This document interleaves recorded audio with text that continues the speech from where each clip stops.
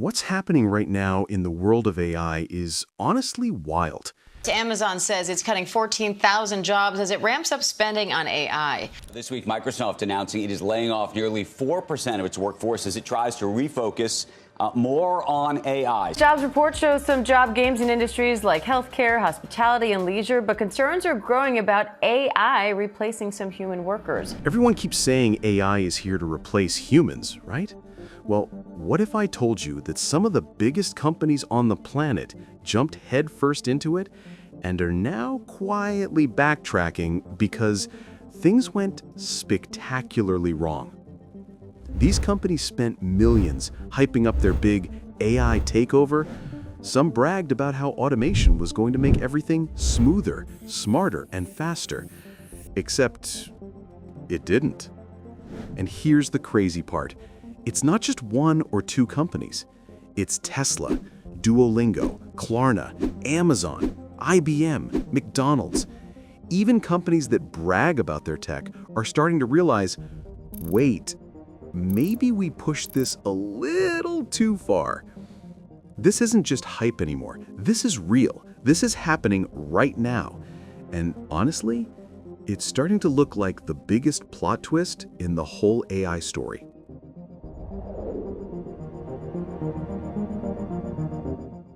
ChatGPT. Maybe you've heard of it. If you haven't, then get ready, because this promises to be the viral sensation that could completely reset how we do things. Even though AI and automation have been around for quite some time, when ChatGPT was first launched, companies all around the world jumped on the AI train at full speed. They automated customer service, hiring, content creation, factory lines, pretty much anything that looked like it could run without a human. And at first, everyone thought this was genius. Faster, cheaper, more efficient. Who wouldn't want that? Now, the problem began when companies started overusing AI automation in situations where it shouldn't be overused, where human judgment, common sense, or basic human connection is more valuable. But because the hype around AI got so loud, a lot of companies convinced themselves that automation was this magical solution that would instantly fix everything. Here's how it usually plays out. A company sits down in a meeting room, looks at all its operations, and someone says, "Hey, if we replace this entire process with AI, we can save a ton of money and make everything faster and more efficient." And on paper, it sounds amazing. But in reality, they end up automating tasks that need human decision-making or human patience. And the moment you remove those things, the whole system starts to fall apart. This is exactly why so many companies are hitting a wall right now. They automated so aggressively that they forgot humans are the ones who handle the unpredictable stuff, the stuff AI wasn't designed for. Now, let's talk about the areas where AI automation is overused. Let's start with the part of automation that almost everyone has experienced firsthand: customer service. Because if there's one area where AI has gone way too far, it's right here. One notable company that overused AI automation for its customer service is Klarna.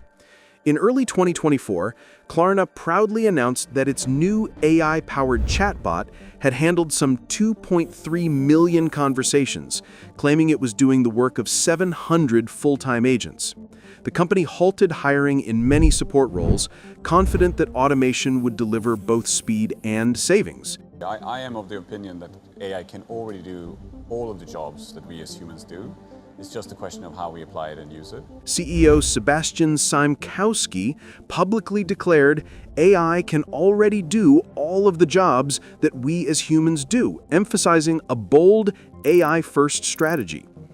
But by mid-2025, cracks began to appear. Customer satisfaction dropped, support requests that required nuance, empathy, or complex problem-solving weren't being handled well by the AI bot. Klarna admitted the cost-cutting approach, replacing humans with AI, had resulted in lower quality service. Siemikowski conceded, as cost unfortunately seems to have been too predominant evaluation factor when organizing this, what you end up having is lower quality. Recognizing the mistake, Klarna began rehiring human agents, launching a new pilot where remote workers, students, rural residents, loyal users were recruited to bring back the human touch. In short, Klarna's journey shows how the rush to replace humans with chatbots can backfire when nuance and empathy matter. Another popular company that overused AI customer service is Air Canada. In 2022, Air Canada learned a costly lesson in the dangers of automated customer service when its website chatbot gave passenger Jake Moffat incorrect instructions about bereavement fare refunds. After the bot confidently told him he could apply for a reduced fare within 90 days of ticket issuance, even after traveling, Moffat followed the guidance only to be denied by the airline, which insisted the chatbot was wrong and even argued it was a separate legal entity responsible for its own mistakes. The case escalated to a Canadian tribunal, where the ruling was blunt. Air Canada is accountable for the information its chatbot provides, just as it would be for anything printed on its site. Ordered to issue a refund and facing public embarrassment, the company quietly disabled the chatbot. Well, McDonald's is pulling the plug on its experimental use of artificial intelligence. The fast food giant was looking to use AI to simplify and expedite its drive-through experience. The technology was deployed at about 100 U.S. locations, but there were some issues that left customers pretty frustrated.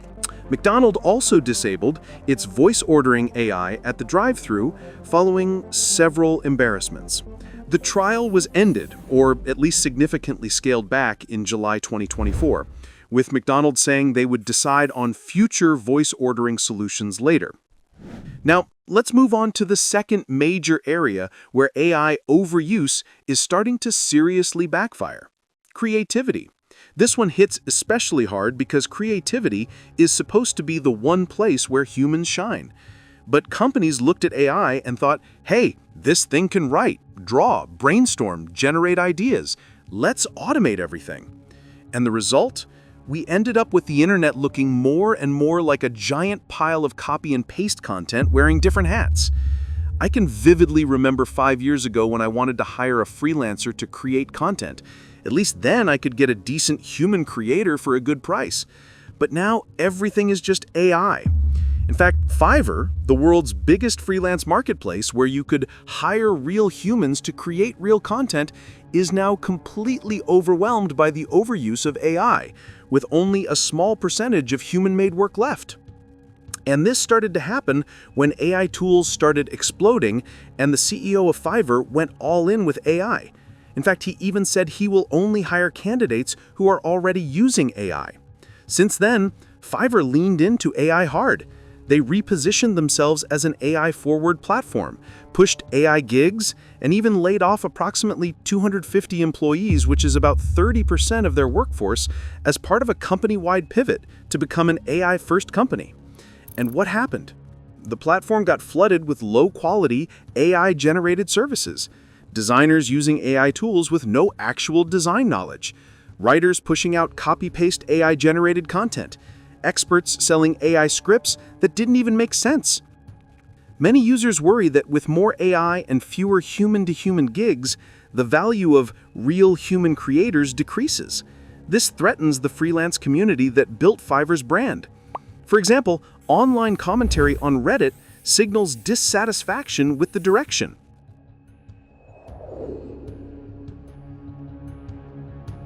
All right. Let's talk about an area where AI has caused some of the biggest real-world problems: hiring. In recent years, IBM made bold bets on artificial intelligence, declaring that automation would dramatically reshape its workforce and how it recruited talent. But as the story unfolded, many of these bets backfired in ways that exposed the limits of replacing humans with machines. In May 2023, IBM CEO Arvind Krishna publicly stated that the company could easily see 30% of its 26,000 non-customer-facing roles being replaced by AI within 5 years. The implication was clear. A major transformation of the workforce was underway. Not long after, IBM laid off thousands of employees. Reports suggest around 8,000 were cut as part of cost reduction and efficiency efforts tied to AI and automation. IBM also implemented AI systems in its HR and recruiting functions. It claimed to use its own tools, such as its Watson X platform, to automate tasks like resume screening, candidate outreach, and internal employee queries. The promise was seductive: fewer humans doing repetitive work, faster decisions, and lower cost. IBM's public messaging emphasized that mundane HR tasks could be fully automated over time. However, the rollout hasn't gone smoothly. The machines struggled with nuanced decisions, edge cases, context, and human judgment, areas where AI still falters. The same CEO who talked about large-scale replacements with AI also had to acknowledge limits. For instance, IBM announced the replacement of a couple hundred HR staff with AI, while simultaneously increasing hiring in other areas. You see, a lot of businesses admit to making the wrong decision in making employees redundant by introducing AI at the organization. In fact, a new survey by organizational design and workforce planning platform OrgView found that 4 in 10 business leaders have laid off employees in order to implement AI. However, 55% of them admit they made the wrong decision to make employees redundant. Now, this doesn't stop here. The over-automation goes far beyond HR. Even some big factories tried to go full AI automation, but failed. Tesla is a good example because this one is almost ironic. In 2017, Elon Musk, the CEO of Tesla, thought he can efficiently boost Model 3's production with over-automation. Tesla boldly promised that by the end of the year, it would be producing 5,000 Model 3s per week, then ramping up to 20,000 per month shortly after September 2017. But the company missed that goal by a wide margin, producing only 260 vehicles that month. Tesla struggled severely to meet its ambitious Model 3 production goals throughout 2017, falling far short of its target of building 5,000 cars per week. The company pushed back its production targets, first to March 2018, then June 2018, as the Fremont factory's futuristic automation system collapsed under its own complexity. By April 2018, even Elon Musk acknowledged the problem publicly. In a now famous tweet, he admitted, "Excessive automation at Tesla was a mistake. To be precise, my mistake. Humans are underrated." The admission marked a turning point.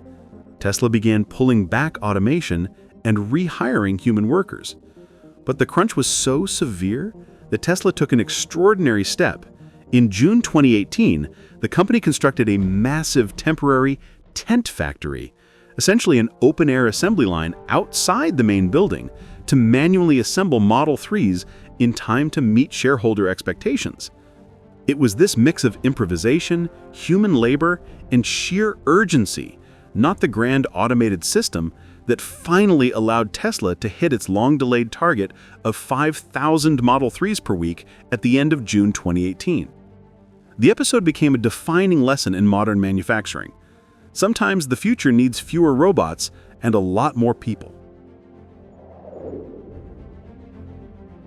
Now, the most obvious company that tried to overuse AI but backfired horribly is Duolingo, the language learning app everyone's addicted to. Duolingo started using OpenAI models to build curricula in 2023 and positioned it as a revolutionary leap forward. Except, users started noticing almost immediately. Lessons started feeling repetitive, stiff, and weirdly robotic. People started complaining online because teaching a language isn't just about words. It is about culture, nuance, real-life examples, things AI can't replicate. It got worse more recently when Duolingo announced a major shift in April 2025 When the company declared it was becoming an AI-first company, it stirred major controversy when CEO Luis von Ahn announced via an internal memo posted on LinkedIn that the company would become an AI-first organization, stating it would gradually stop using contractors to do work that AI can handle, and that future hiring would depend on whether automation could replace the role. That message landed badly because, for a company that thrives on human-level nuance and language learning, any hint of relying heavily on AI raised fears. Will the teaching feel mechanical, less attuned to cultural subtleties, and less fun? The company's announcement said such changes were about productivity and freeing humans for creative work. But many users and observers felt the decision undervalued human connection. Users posted comments like, "Canceling my account now," and shared posts about losing their long streaks in protest. Criticisms included concerns that AI-generated lessons lacked nuance, especially in less common languages, and that the brand's human-centered appeal was being undermined. Despite strong financials, this misstep became a cautionary case of how tech-enabled growth can clash with user trust when communication and company values aren't aligned. So when companies over-automate, they're not just cutting humans out of the picture.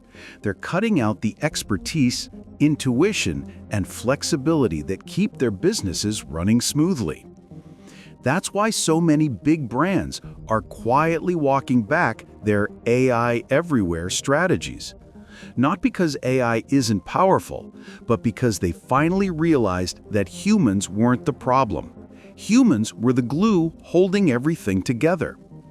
The future belongs to businesses that say, let AI handle the grunt work, and let humans handle the decisions, the relationships, the creativity, the strategy, the vision. This is where the real power is. Not an AI versus humans, but an AI with humans.